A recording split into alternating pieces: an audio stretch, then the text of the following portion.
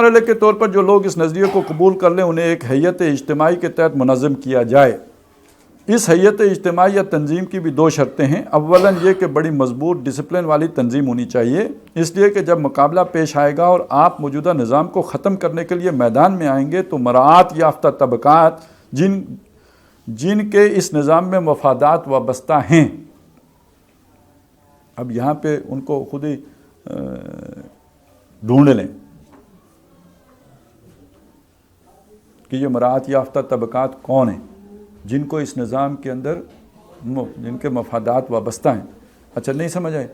اور جن کی پنجاں کے سر کڑائی وچ ہے، اس نظام میں جن کی 5 انگلیاں گھی میں اور سر کڑائی میں ہیں، وہ کبھی پسند نہیں کریں گے کہ یہ نظام بدلے۔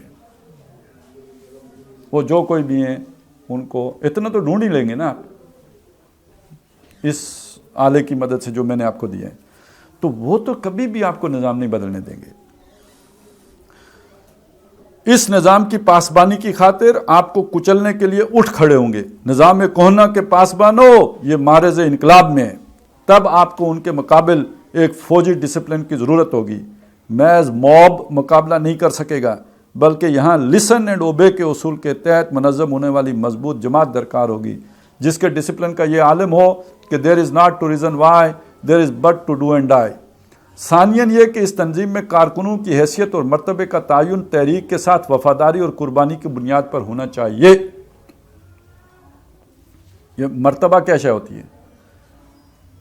وہی جو رتبے ملتے ہیں، ٹھیک ہے، جو کیڈرز معین ہوتے ہیں، جو عہدے ملتے ہیں، جو ذمہ داریاں تفویض ہوتی ہیں، تو کے ساتھ وفاداری، یعنی پہلی بات یہ کہ اس نظریے کے ساتھ آپ کی وفاداری کتنی ہے، کمٹمنٹ کتنی ہے، اس کے ساتھ آپ کا ذہنی ہم آہنگی کس درجے میں ہے۔ آپ اس نظریے کے بارے میں ڈاؤٹ فل ہو، بے یقینی کا شکار ہو، جو آپ جو کہہ رہے تھے بے یقینی کا شکار ہو، اس نظریے کو پوری طرح صحیح مانتے ہو یا نہیں مانتے ہو، یا یہ کہ پوری طرح سمجھتے ہو کہ یہ نظریہ بالکل برحق ہے، صحیح ہے، واقعتاً تبدیلی اس کے ذریعے سے آ سکتی ہے، یہ تو ہو گئی اس سے وابستگی یا وفاداری اور قربانی۔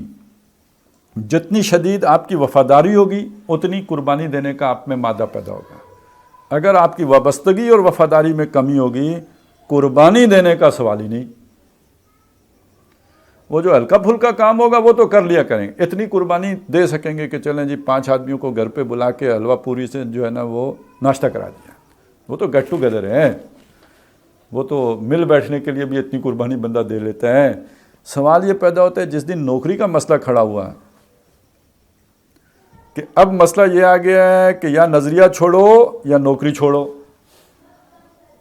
تو تب پتہ چلے گا نا۔ اب اگر کمٹمنٹ ہوگی نظریے کے ساتھ تو بندہ یہ والی قربانی دے گا۔ یہاں تو خیر نوکری چھوڑنا تو بڑی بات ہے، چھوٹی سی ٹرانسفر کا مسئلہ کھڑا ہو جائے نا کہ اتھو حیدرآباد، تو بندہ کہتا ہے میرے انقلاب کو قصہ ماضی سمجھو، چھٹی ہو جاتی ہے۔ تو اس کا مطلب وفاداری تھی ہی نہیں، اس کا مطلب کمٹمنٹ تھی ہی نہیں، اس کا مطلب ہے اس کے ساتھ جو ہے نا آپ کی وابستگی اس درجے کی تھی ہی نہیں جو مطلوب ہے۔ تو یہ وابستگی اور قربانی آپس میں چولی دامن کی طرح ہیں، جتنی مضبوط وابستگی ہوگی اتنی شدید قربانی ہوگی۔ تو یہ جس بندے میں زیادہ ہو اسی کو پھر رتبے میں اوپر لایا جائے گا۔ اب اس کا مطلب کیا ہے؟ تقابل کیا ہے؟ تبدیلی لانے والے آئے تھے نا، ابھی جو اوپر بیٹھے ہوئے ہیں تبدیلی سرکار ہے نا، انہوں نے اوپر کس کو بٹھایا؟ کن کو لے کے؟ الیکٹیبلز۔ تو الیکٹیبلز کون ہیں؟ الیکٹیبلز کون ہیں؟ یہ سارے وہی ہیں جو پچھلے نظام میں جو کچھ تھے۔ ان کی کیا وابستگی ہوگی آپ کے ساتھ؟ چاہیے یہ تھا جنہوں نے آپ نے جو 22 سال جدوجہد کی ہے، ان 22 سالوں میں ابتدا میں جن لوگوں نے آپ کے ساتھ قربانیاں دی ہیں، عہدے چھوڑے ہیں، کام کیے ہیں، محنتیں کی ہیں، ان کو اوپر لے کے آتے، پھر وہ لوگ اچھا ان کو کنارے لگاتے۔ یہ ہمیشہ ایسا ہوتا ہے کہ جب یہ مرحلہ آتا ہے نا تو جس بندے نے واقعی قربانی دی ہو اس کو سائڈ لائن کیا جاتا ہے، کیونکہ وہ کمیٹڈ کارکن ہوتے ہیں، وہ نظریے سے دائیں بائیں نہیں ہونے دیتا۔ یہ تو آپ کے شہر میں بھی ہوا ہے نا،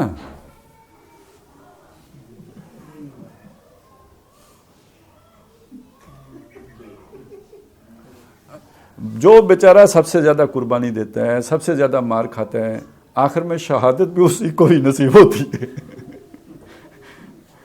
کھیر نہیں ملنی نہ, البتہ وہ شہادت مل جاتی ہے. تو تنظیم, حقیقی انقلابی تنظیم کب ہوگی؟ نظریہ انقلابی ہو اور اس میں پوزیشنیں ان لوگوں کو ملیں کہ جنہوں نے قربانیاں دی ہوں, تب وہ انقلابی جماعت ہے. نہیں تو رشتہ داری کی بنیاد پہ کہ یہ میرے بھائی جان ہیں لہٰذا یہ خواہ مخواہ فلانے شعبے کے انچارج ہیں, تو یہ کام نہیں چلتا. پھر اگر ایسا ہے تو پھر یہ انقلابی تنظیم نہیں. انقلابی تنظیم میں ہر شخص کی کمٹمنٹ کی گہرائی اور تحریک کے ساتھ اس کی وابستگی اور وفاداری کی بنیاد پر اس کی حیثیت کا تعین ہوگا. یہ بھی دیکھا جائے گا کہ اس نے کتنی قربانی دی ہے. عین ممکن ہے کہ ایک شودر کمیونسٹ پارٹی میں اوپر چلا جائے اور برہمن نیچے رہ جائے. یہاں ایک تو وہ میں نے بات بتائی بھائی جان ہے, دوسرا یہ کہ فن چاپلوسی میں جو ید طولہ رکھتے ہوں تو مہارت تامہ, تو پھر وہ ہوتے ہیں کہ جو وہ تو خواہ مخواہ بندہ دل کرتا ہے نا اس کو قریب قریب رکھا جائے. صبح و شام حمد و ثنا کے پاسنا میں پیش ہو رہے ہوتے ہیں بندہ در, اور انشراح صدر پیدا ہوتا ہے کام کرنے کے لیے, پھر مزید جذبہ پیدا ہوتا ہے. تو یہ انسانی مجبوری ہے. ویسے ہی تو حضرت عمر رضی اللہ تعالیٰ عنہ نے تعریف کرنے والے کے منہ کو خاک نہیں ڈالی تھی نا. یہ تباہی آتی ہے پھر اس سے.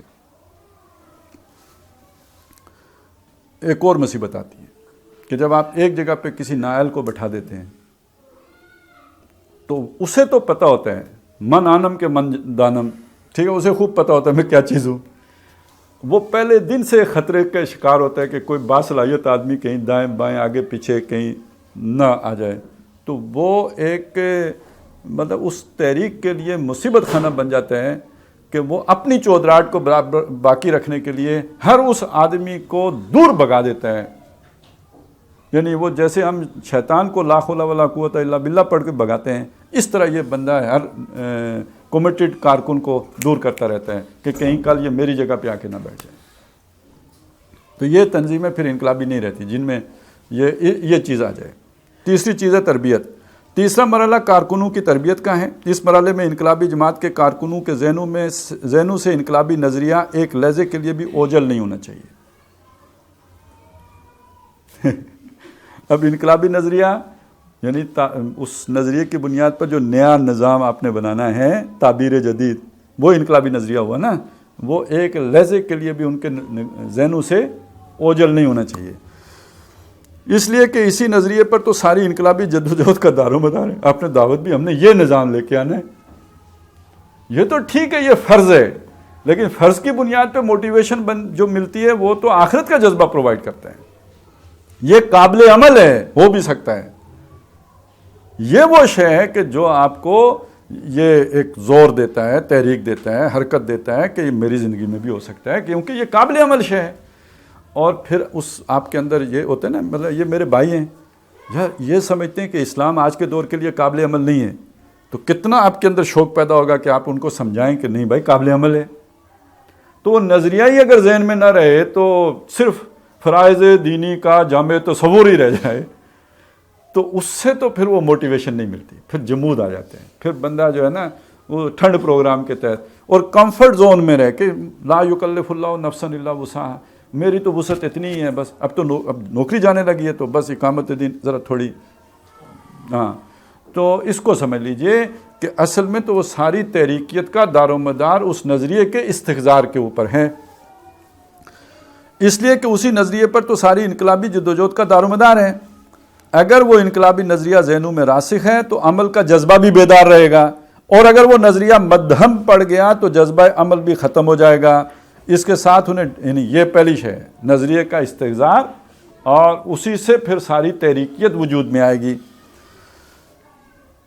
دوسری چیز, اس کے ساتھ ساتھ انہیں ڈسپلن کا عادی بنایا جائے کہ سنے اور مانے یہ آسان کام نہیں ہے بلکہ اس کے لیے بڑی ٹریننگ کی ضرورت ہے. اچھا, اس کو ایک اور بات سمجھ لیں, اور طریقے سے سمجھ لیں. انقلابی نظریے کو انقلابی مزاج کا بندہ قبول کرے گا. جو تقلیدی مزاج کا بندہ ہے وہ کبھی بھی انقلابی نظریہ قبول نہیں, وہ تو کہتے ہیں لگے بندے پہ چلتے رہو, یہ اس کا مزاج ہوتا ہے. جیسے عام طور پہ ہم کہتے ہیں شریف بندہ, جو شریف بندہ جسے ہم کہتے ہیں وہ بیوی کے کا بھی شریف ہی ہوتا ہے, انہیں کیا جیتا جو وہی کرنا انہیں. انقلابی بندہ وہ ہے کہ جس نے جو ہر جگہ پہ جا کے سینگ پھنسا سکتا ہے، اس کو یہ بات، نئی بات، نرالی بات، یہ جو ہے نا تبدیلی والی بات، یہ اس کو اپیل کرتی ہے. اسی لیے اکثر نوجوانوں کو اپیل کرتی ہے، جو ذرا تھوڑی زیادہ عمر کے ہو جاتے ہیں نا، تو وہ معاشرے میں پھنس جاتے ہیں، نظام کی جکڑ بندیوں کی گرفت میں آ جاتے ہیں، ان کی مجبوریاں ہو جاتی ہیں. لیکن یہ کہ جو نوجوان ہوتے ہیں اس کی کوئی مجبوری نہیں ہوتی، تو وہ ذرا جلدی سے قوم یوتھ اسے جلدی قبول کر لیتی ہے. اور یہی نہیں ہے، وہ بھی اصحاب کہف بھی انہم فتیۃ کانوا آمنوا بربہم، وہ بھی فتیہ ہی تھے نا، وہ بھی یوتھ ہی تھے، تو یہ جلدی قبول کر لیتے ہیں. اور لیکن مصیبت یہ ہوتی ہے کہ جو بندہ ہر ایک کے ساتھ متھا ماری کے لیے تیار ہو، ہر جگہ سینگ بسانے کے لیے، وہ کسے قبول کرے گا؟ اب اسے نظم کا عادی کیسے بنائے بگڑے ہوئے بیل کو؟ اگر تو آپ کے پاس شریف بندہ آ جائے تو وہ تو پہلے ہی سے ڈسپلن کا عادی ہے، وہ ادھر بھی چپ راس چپ کر رہا ہے، وہ ادھر بھی چپ راس چپ شروع کر دے گا. یہ نظریہ تو اس نے قبول کرنا ہے جو کسی کی نہیں سنتا. وہ ابے کی بھی سننے والا ہوتا تو ادھر نہ آتا، ابا جی تو کہتے ہیں ادھر ہی رہو نا جدھر ہو. وہ اپنے معاشرے کے ساتھ چلنے والا ہوتا تو ادھر نہ آتا، ادھر تو وہ آئے گا جو کسی کی نہیں سنتا. اب اس کو آپ نے ڈسپلن کا عادی بنانا ہے. تو جو ڈاکٹر صاحب کہتے ہیں یہ بہت مشکل کام ہے، تو اس کو سمجھ لیں کہ یہ کیوں مشکل ہو جاتا ہے کہ انقلابی نظریے کو بڑے مشکل لوگ ہیں جو قبول کرتے ہیں، اور وہ بڑے آزاد مزاج لوگ ہوتے ہیں، بڑی حر طبیعت ہوتی ہے ان کی، حریت پسند ہوتے ہیں، وہ اپنے اوپر کسی اور کا توق برداشت نہیں کرتے. تبھی تو سارے معاشرے سے بغاوت کر کے علیحدہ کھڑے ہوتے ہیں. لیکن اب یہ وہ لوگ ہیں جن کو آپ جلیبی دکھا کے، حلوہ دکھا کے، وہ جو ہوتے ہیں نا، جو آپ اجتماع ہوگا آخر میں تواضع بھی کی جائے گی. یہ تواضع کیوں کی جاتی ہے؟ ہاں، لنگر تقسیم ہوگا، تواضع کی جائے گی. اب تو خیر وہ پتہ نہیں فلانے کی مچھلی ہوگی ٹھیک ہے. یہ سب کیا کیا جاتا ہے؟ یہ اس کا مطلب یہ ہوتا ہے کہ آپ کے ساتھ چلنے والے لوگ انہی چیزوں کے شوق میں چلتے ہوتے ہیں. وہ جس کیٹیگری کا میں نے ذکر کیا ان کا ذہن مطمئن ہوگا تو چلیں گے. وہ آپ کی اطاعت تب کریں گے جب وہ آپ میں خلوص و اخلاص پائیں گے. وہ آپ کی بات تب مانیں گے جب ان کو نظر آئے گا کہ آپ اس کام کے لیے اپنا سب کچھ مجھ سے بڑھ کر نچھاور کر رہے ہو. وہ تب یہ سب کرنے کے لیے تیار ہوں گے. اور وہ ایسے لوگ نہیں ہوتے کہ وہ جلیبی کھانے کے لیے آپ کے پاس آ جائیں اور گھنٹہ آپ کی جو ہے نا وہ مغز ماری آپ سے کروائیں. وہ آپ کی بات کے اندر وزن ہوگا تو آپ کے پاس بیٹھیں گے. ان کے شعور کو آپ اپیل کر رہے. علی بصیرۃ انا ومن اتبعنی، حضور نے فرمایا صلی اللہ تعالیٰ نے حضور سے کہا کہہ دیجئے کل ھذہ سبیلی، یہ میرا راستہ ہے، ادعو الی اللہ، میں اللہ کی طرف دعوت دیتا ہوں، علی بصیرۃ انا، اپنی بصیرت سے، ومن اتبعنی، یہ جو میرے پیچھے چلیں یہ اندھے بہرے مقلد نہیں ہیں، یہ شخصیت پرست نہیں ہیں، یہ نظریات کے پیچھے چلنے والے لوگ ہیں. یہ اپنی بصیرت سے میرے ساتھ چلے ہیں. اور ظاہر ہے انہوں نے ایک پتھر باندھا ہے تو میرے دو ہیں، تب امام مانا ہے نا مجھے.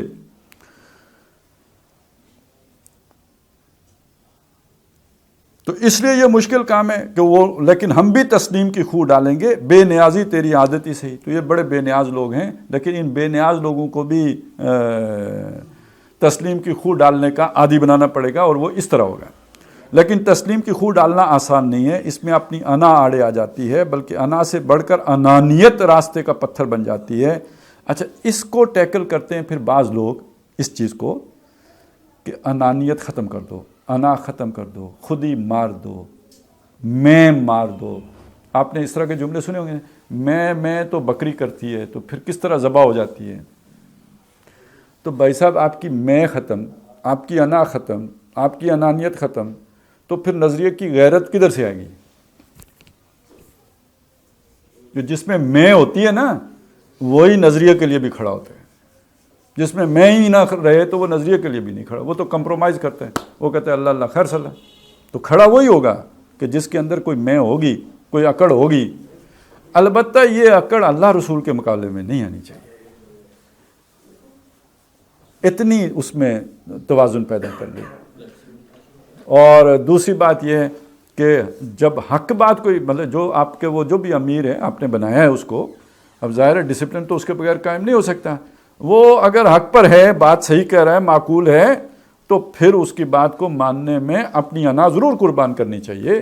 بے شک نہ پسند ہو پھر بھی اس کی بات ماننی چاہیے، اپنی مرضی کے خلاف ہو پھر بھی ماننی چاہیے. لیکن یہ کہ انا ہی مار دیں تو پھر ہم بکریاں ہی پال لیتے ہیں نا، کیا ضرورت ہے بندوں کو ساتھ بیٹھا کے رکھنے کی. یہ بات غلط ہے. بکری میں کرتی ہے، اس کی انا ہوتی ہے. بکری کی کیا انا ہوتی ہے؟ آپ نے باندھی وہ بندھی ہوئی ہے، آپ نے کھولی وہ چل پڑی ہے. آپ نے جب چاہ دودھ دو لیا اس نے تو نہیں کہا میرا دودھ آپ میرے بچوں کا ہے، آپ نے کیوں لے لیا مجھ سے. اس کی انا ہوتی تو وہ کہتی نا میرا دودھ، تم کون بھائی، یہ تو میرے بچوں کا حصہ ہے. بکری نے تو کبھی ایسی بات نہیں کی. تو بعض لوگوں نے بکریاں ہی بنا کے رکھا ہوا ہے کہ نہ چوں کریں نہ چرا کریں، جو وہ کہیں وہ کریں. تو یہ والے لوگ بکریاں جو ہوتی ہیں وہ ان کو چور کھول کے لے جائے تو ان کے ساتھ چل پڑتی ہیں. بکری کو کیا ہے. اور یہ وہ لوگ ہوتے ہیں جو چھوڑ کے جائیں آپ پیچھے تو کوئی آ کے کھیر کھا جاتا ہے، ان کو اغوا کر لیتے ہیں. جو آپ نے علا وجل بصیرت تیار کیے ہوئے ہوتے ہیں وہ اپنی نظر سے دیکھتے ہیں، ان کو کوئی اغوا نہیں کر سکتا. یہ بات مولانا امین حسن اصلاحی نے لکھی ہے. انہوں نے لکھا ہے کہ یہ جو پیغمبر آ کے بڑے لوگوں کو دعوت دیتے ہیں، سوسائٹی کے اعلیٰ طبقات کو مخاطب کرتے ہیں، اس کی وجہ کیا ہوتی ہے کہ یہ وہ طبقات ہوتے ہیں جو شخصیات کے پیچھے چلنے والے نہیں ہوتے، نظریات کے پیچھے چلنے والے ہوتے ہیں. بات لمبی ہو رہی ہے لیکن کیا وہ سمجھانے کے لیے کہنی پڑتی ہے. یعنی جتنے بھی ہمارے بڑے بڑے ہوتے ہیں نا، یہ مسلک ہوتے ہیں، ان کی کوئی رسومات ہوتی ہیں، تو اس میں عوام تو بڑے جوش جذبے سے حصہ لے رہی ہوتی ہے. جو اس کے اوپر والے لیڈر ہوتے ہیں نا، انہیں پتہ ہوتا ہے یہ لوگوں کو ہم نے چکر دینے کے لیے شروع کیا ہوا ہے. وہ ہو گئے نا، وہ زور سے چھاتی پہ مارنے والے ہیں. تو جو ان کے لیڈر ہوتے ہیں وہ تکلیف نہیں کرتے. یہ ہر جگہ پہ یوں ہی ہے، ہر جگہ ایسے ہی ہوتا ہے. کیوں؟ یہ ان لوگوں نے اگر کوئی ماننی ہے بات تو وہ نظریاتی بات کو مانیں گے. یہ شخصیات کے پیچھے چلنے والے نہیں ہوتے. اوپر کی سطح ایسی ہی ہوتی ہے. نبی آ کے ان کو مخاطب کرتے ہیں کیونکہ نبی نظریے کی دعوت دے رہے ہوتے ہیں. حالانکہ نبی سے بڑی شخصیت کوئی نہیں ہوتی. وہ کہتے ہیں مجھے تم سے کوئی اجرت نہیں چاہیے، میری اجرت تو اللہ کے پاس ہے. میری تم بے شک میری مٹھی چاپی نہ کرو، مجھے مکھن نہ لگاؤ، میری تعریفیں نہ کرو، یہ جو میں بات کہہ رہا ہوں اس کو مانو. تو جو عام بندہ ہوتا ہے وہ اگر آپ کے پیچھے شخصیت سے متاثر ہو کے چل پڑے، شخصیت اٹھی تو اب اس کے اندر جان ہی نہیں رہتی کھڑے ہونے کی. مسیح علیہ السلام کے ساتھ مولانا امین حسن اصلاحی نے یہ بات لکھی ہے کہ مسیح علیہ السلام کی دعوت کو علماء نے نہیں قبول کیا تھا. یہودی علماء نے قبول کیا تھا، وہ جو ہماری جو جن کو عام طور پہ کہتے ہیں مچھیرے تھے یا دھوبی تھے، یہ عام لوگ ہو گئے. ان کی ذہنی سطح وہ تھی ہی نہیں کہ مسیح علیہ السلام کی دعوت کو پوری طرح سمجھ پاتے. وہ تو ان کی شخصیت سے متاثر ہوئے. لہذا بعد میں جب سینٹ پال نے آ کے وہ سارا کچھ کیا، وہ اس کے روک تھام نہیں کر سکے. ان کو اگر سمجھ تھی بھی وہ ان کو ہجرت کرنے پہ مجبور کر، دائیں بائیں نکل جانے پہ ہو گئے. سینٹ پال کا راستہ نہیں روک سکے. لیکن جب مسلمہ کذاب کھڑا ہوا، جب اور فتنے اس طرح کے کھڑے ہوئے، تو یہاں حضور کی تیار کردہ جو ٹیم ہے اس نے کسی فتنے کو پنپنے نہیں دیا. حضرت ابو بکر رضی اللہ تعالیٰ عنہ، حضرت عمر رضی اللہ تعالیٰ عنہ، حضرت عثمان رضی اللہ تعالیٰ عنہ کے بھی پہلے 10 سال وہ اسی شان کے ہیں جو حضرت عمر رضی اللہ تعالیٰ عنہ کا دور ہے. تو یہ وہ ٹیم جو ہے نا، جسے کہتے ہیں لیڈرز کی ٹیم بنانا، یہ کمال ہوتا ہے اصل انقلابی جماعت کا. انقلابی تربیت کا تیسرا ہدف یہ ہے کہ تحریک کے کارکنوں میں اپنا تن من دھن سب قربان کرنے کا جذبہ پیدا ہو جائے. اس کے بغیر انقلاب نہیں آ سکتا. تو بچا بچا کے نہ رکھ اسے، تیرا آئینہ ہے وہ آئینہ کہ شکستہ ہو تو عزیز تر ہے نگاہ آئینہ ساز میں. یہ 3 تو انقلابی تربیت کے لازمی اجزاء ہیں. ان کے علاوہ چوتھا جز یہ ہوگا کہ آپ انقلاب کے ذریعے جو نظام قائم کرنا چاہتے ہیں، اس میں اگر کوئی روحانیت کا پہلو بھی مطلوب ہے تو کارکنوں کی روحانی تربیت بھی کرنا پڑے گی. کارکنوں کی روحانی تربیت کے بغیر انقلاب کے اندر روحانیت کہاں سے آ جائے گی؟ اس کے بعد پیسیو ریزسٹنس یا صبر محض، اس کی ڈاکٹر صاحب نے جو ہے وہ ہیڈنگ لگائی ہے. اور 5ویں نمبر پہ راست اقدام ہے یعنی ایکٹیو ریزسٹنس، اور 6 پہ جا کے مسلح تصادم کا ذکر کیا ہے۔ تو اب چونکہ ہمارے پاس وقت تنگ ہے، میں صرف اس کا تھوڑا سا وہ تاکہ گفتگو مکمل ہو جائے اس کو جوڑ دیتا ہوں کہ دیکھیں یہ جو کام ابھی ڈاکٹر صاحب نے بتایا نا، نظریہ انقلابی اور اس کی نشر و اشاعت، اس کو مان لینے والوں کی مضبوط جماعت، اور پھر ان کی تربیت، 3 کام بتائیں۔ یہ کام جب آپ شروع کریں گے تو جنہوں نے نظام قائم رکھا ہے اس کے خلاف ہوں گے نا، تیشہ بن کے گر رہا ہوگا اس پر، تو وہ اسے ٹھنڈے پیٹوں تو نہیں برداشت کریں گے، وہ چاہیں گے کہ شروع میں ہی آپ کو چٹکیوں میں اڑا دیں۔ تو آپ نے مقابلہ کیسے کرنا ہے؟ تو صبر محض کا مطلب یہ ہے کہ آپ نے ان کے حرکتوں کے جواب میں صبر سے کام لینا ہے۔ صبر محض کا مطلب یہ نہیں ہے کہ دعوت نہیں دینی ہے، صبر محض کا مطلب نہیں ہے کہ اپنے نظریے کو اپنے سینے سے لگا کے رضائی اوڑھ کر گھر میں لیٹ جانا ہے۔ صبر محض کا مطلب یہ، اسی لیے ریزسٹنس کا لفظ آیا، پیسیو ریزسٹنس، مزاحمت کرنی ہے۔ مزاحمت کا مطلب اپنے پورے زور سے اپنی دعوت دیتے رہنا ہے، پھیلاتے رہنا ہے، زور لگا کے رکھنا ہے۔ اس کے نتیجے میں وہ جو تشدد کرتے ہیں، زیادتی کرتے ہیں، اس پر صبر کرنا ہے۔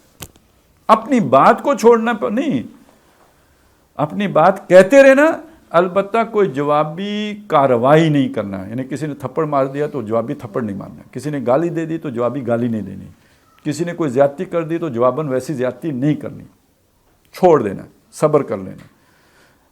معاف کرنا نہیں کہا،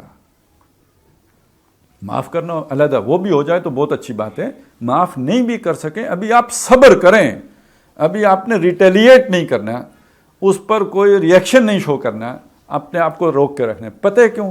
یہ بہت خاص بات ہے سمجھنے کی ہے۔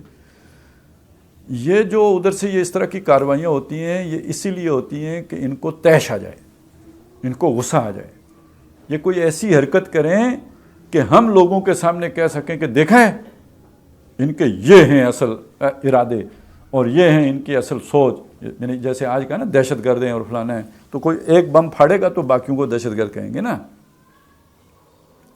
یہ نہیں کرنا، یہ کریں گے آپ کو وقت سے پہلے جواز دے دیں گے اپنے مقابل کو کہ وہ آپ کو ختم کر دے، وہ آپ کا نشان بھی مٹا دے۔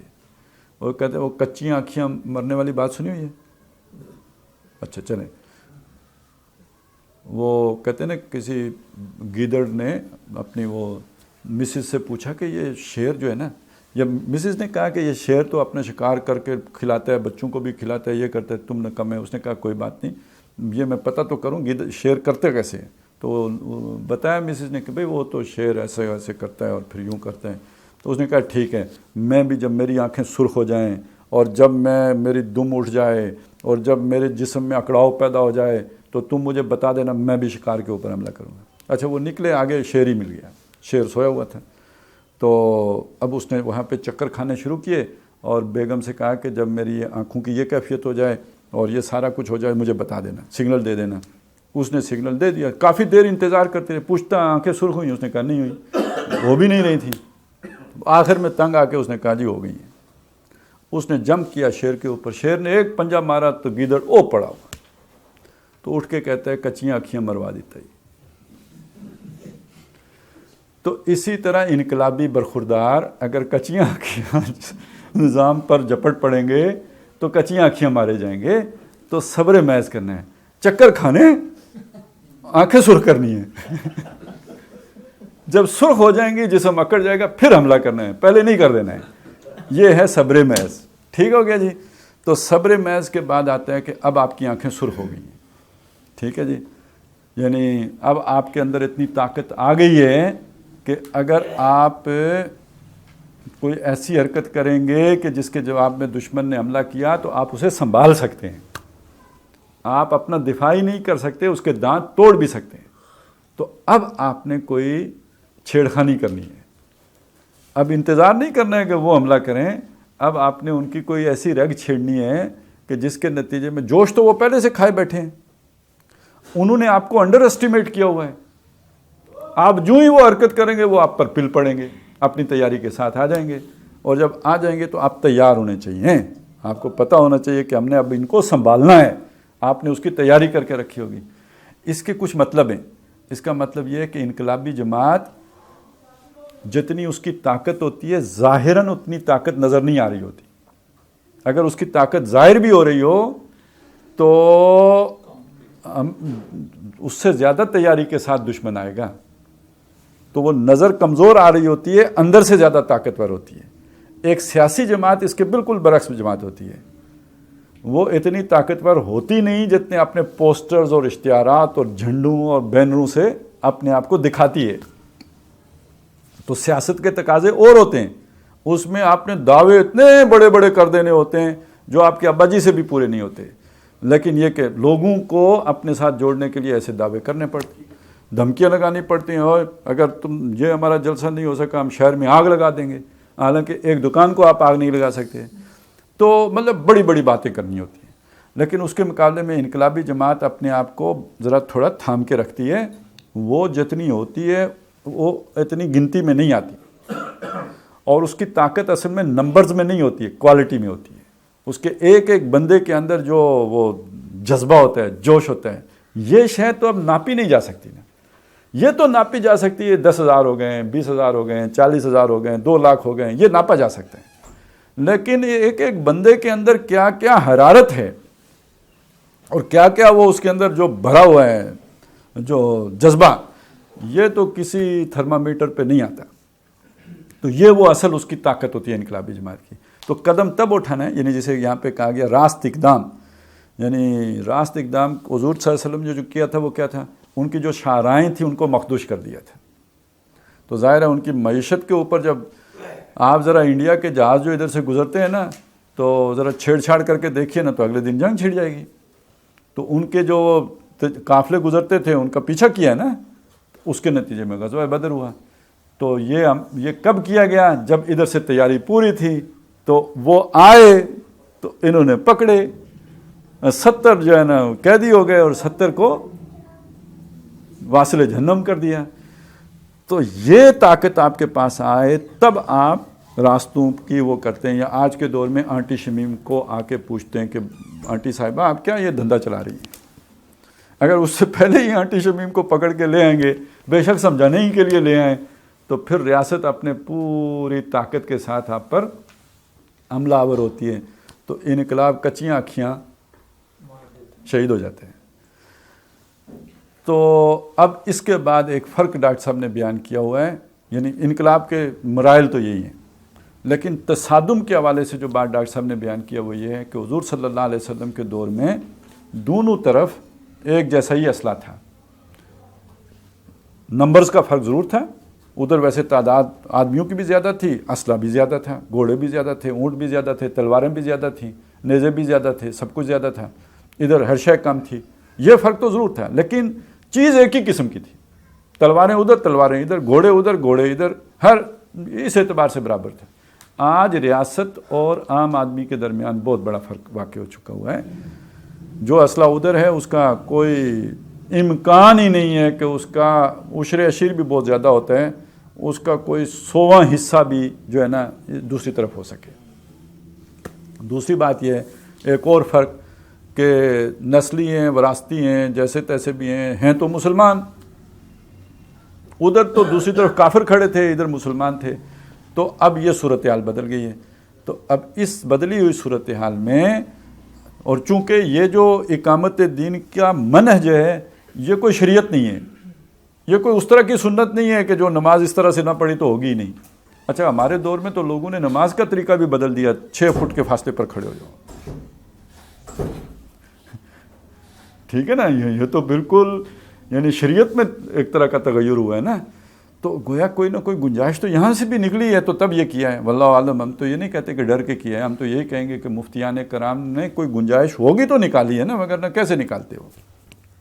اگر ویسی شریعت ہوتی تو یعنی اس میں یعنی منہج والی شریعت میں اور جو حکم والی شریعت ہے اس میں بھی کوئی نہ کوئی تو فرق ہوگا، جس کی وجہ سے انہوں نے یہ ایک چھوٹ نکالی ہے۔ تو لیکن یہ کہ ہم تو منہج کو یعنی اس انقلاب کے منہج کو اس طرح کی سنت سمجھتے ہی نہیں ہیں کہ جو شرعی تک جو ہے نا وہ دائیں بائیں ہو ہی نہیں سکتے، لیکن یہ تو ہم نے حکمت عملی کے طور پر بہترین جو ہے نا وہ انقلاب سمجھتے ہوئے اس سے یہ اصول اخذ کیے ہیں.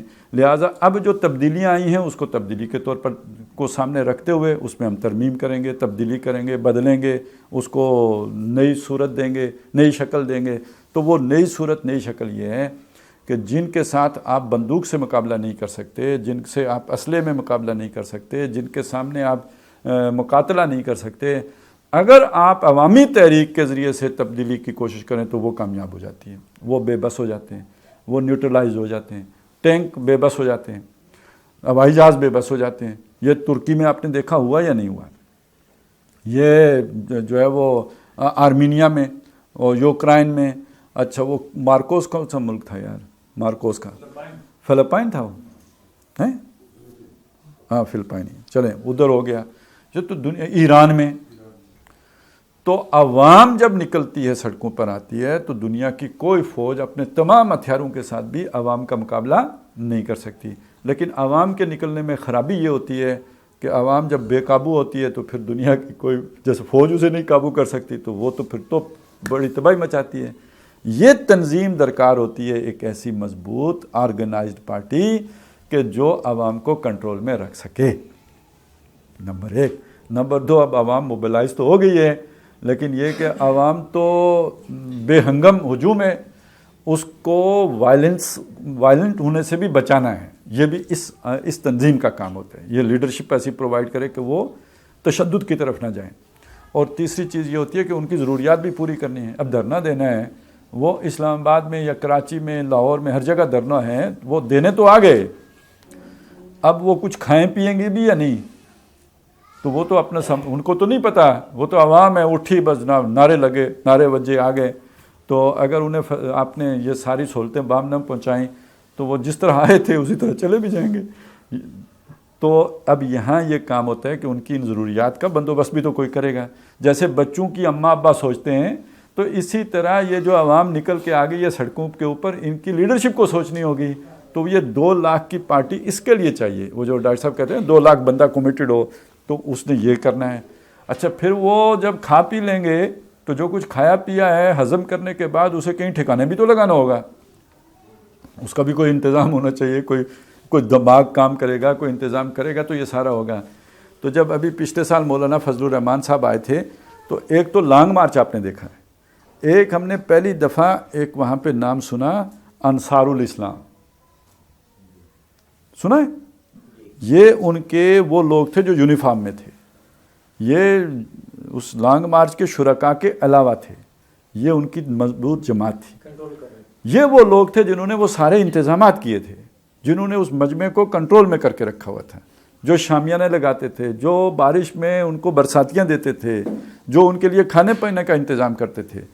تو عوامی تحریک کے لیے ایک ایسی مضبوط ڈسپلن آرگنائز جماعت کی ضرورت ہوتی ہے, انصار الاسلام جیسے ان کی ہے, کہ جو پھر ان لوگوں کو کنٹرول میں رکھے, ان کی ضروریات پوری کرے, اس کے ساتھ ساتھ لیڈرشپ پرووائڈ کرے, اس کے ساتھ ساتھ کسی کو کھیر نہ کھانے دے. سب سے بڑا مسئلہ یہ ہے کہ کوئی اور آ کے کھیر نہ کھائے. یہ وہ جماعت ہوتی ہے. ابھی جو ہم بنانے کی کوشش کر رہے ہیں وہ یہ جماعت بنانے کی کوشش کر رہے ہیں. یہ پری ریکویزٹ ہے انقلاب کا. جب یہ جماعت نہیں ہوتی تو آپ عوامی تحریک نہیں چلا سکتے.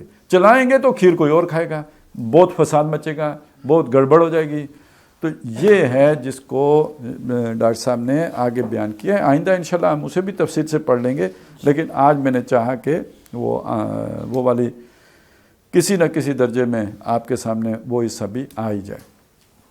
اقول قولی ھذا واستغفر اللہ لی ولکم ولسائر المسلمین والمسلمات.